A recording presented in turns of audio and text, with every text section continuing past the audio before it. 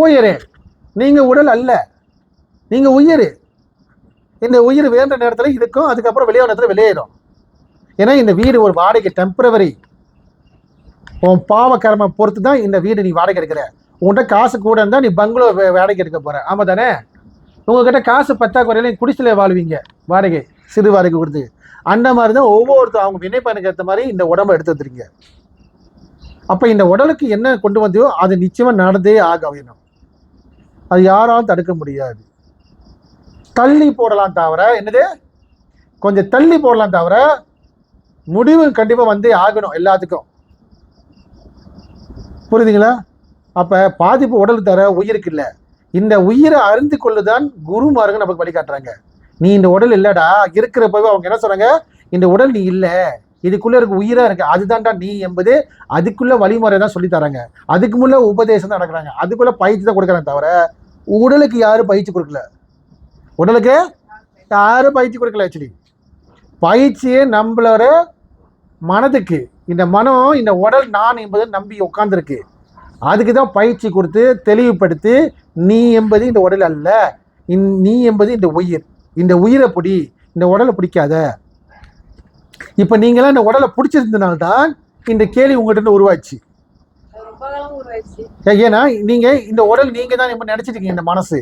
அதனால தான் இன்னொரு உடலுக்கும் நீங்க அதே மாதிரி நினைக்கிறீங்க. அவருக்கு ஏன் இப்பெல்லாம் இருந்தா இந்த உடல் இப்படி ஆச்சுன்னு.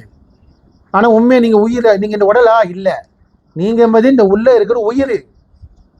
அதுக்கு எது பாதிப்புச்சா, அதுக்கு நோய் வந்துச்சா சொல்லுங்க? யாருக்கு எந்த உயிருக்காச்சும் நோய் வந்திருக்கா?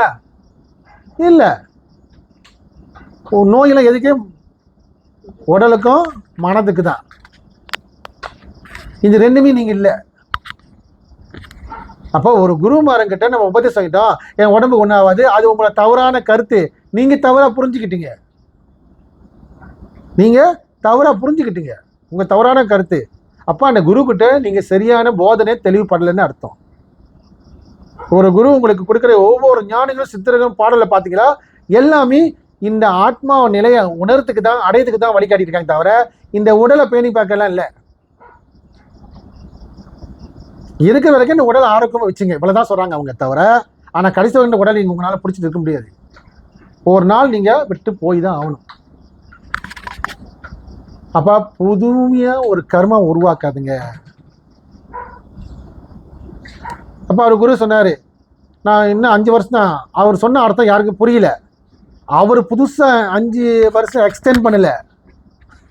நீங்க எல்லாம் புரிஞ்சுக்கணும். முதல்ல உங்க இதை யாரும் எக்ஸ்டெண்ட் பண்ணல. ஏன்னா ஒரு குருக்கு தெரியும் இந்த ஆயுள் காலம் எவ்வளவு நாள் இருக்குன்னு. ஒரு குருமாருக்கு இவனை இந்த உடம்போட காலகட்டம் கிட்ட வந்துருச்சு. அதான் சொன்னாரு, 5 வருஷம் நீ என்ன குட்டிக்காலம் போட்டாலும் ஒன்றும் பண்ண முடியாது சொன்னாரு. ஆமா தானே? அவர் சொன்ன சரிதானே?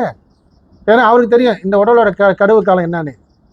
அதான் சொன்னார். அதுக்கப்புறம் யார் என்ன நினைச்சாலும் ஒன்றும் பண்ண முடியாது.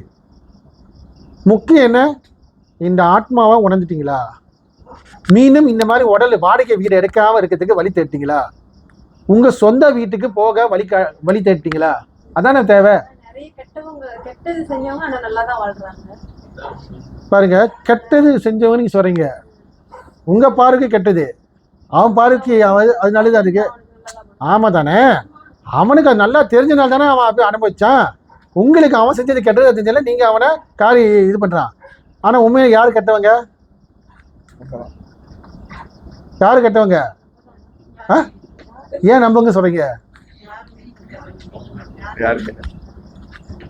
ஆக்சுவலி என்ன கேட்டீங்களா, அவன் அறிந்தோ அறியாம அவன் ஆசைக்கு அடிமையானால அவன் ஒரு காரியத்தை தப்பா செய்யறான், ஒரு தப்பு பண்றான்.